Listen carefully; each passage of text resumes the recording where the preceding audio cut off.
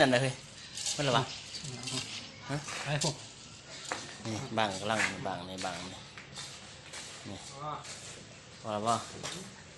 นี่น้ำกะทินี่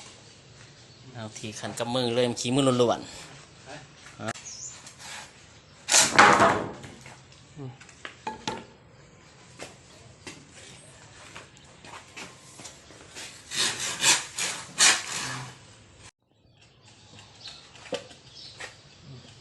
เอาตอนหายก็สบายแสบไปในมือไปในหลังเฮ้ยนี่แหละ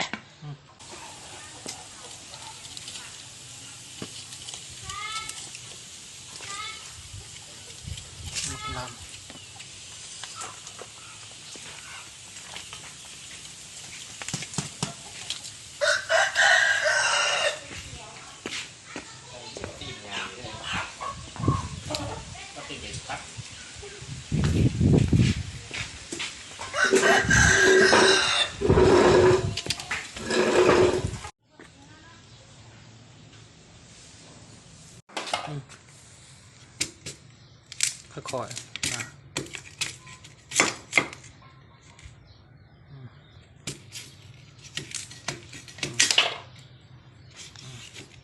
ปินมาไป